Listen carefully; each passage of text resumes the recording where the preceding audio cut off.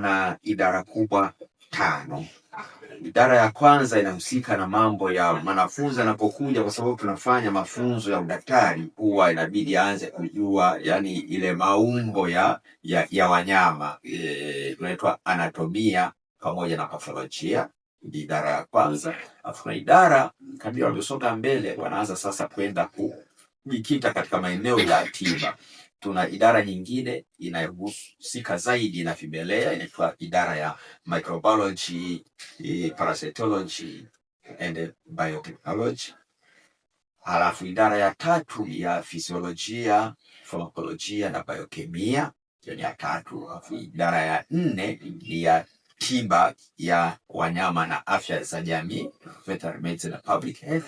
Afu na idara ya mwisho ndio upasuaji pamoja na uzalishaji, au kitaalamu inaitwa Department of Veterinary Surgery and Ethology. Kwenye chuo kikuu chetu cha Sokoine, ndaki hii imekuwa imebobea sana kufanya kazi za utafiti, kwa sababu kuna maabara zetu nzuri na mazungumzo ni nzuri kiasi kwamba zina vifaa, zina wataalamu wabobezi ambao wanaweza wakasaidia kufanya tafiti ambazo zinachangia katika kutatua changamoto ambazo tunazo kufiana.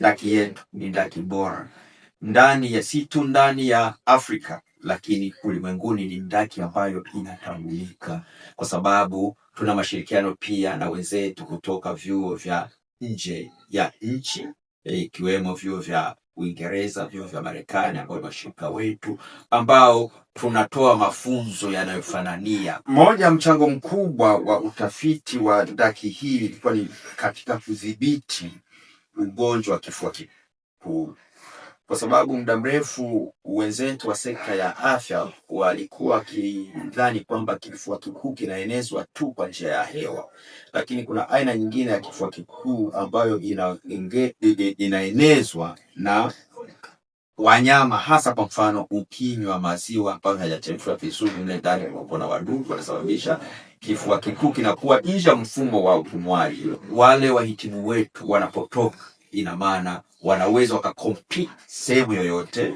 ndani na nje ya nchi.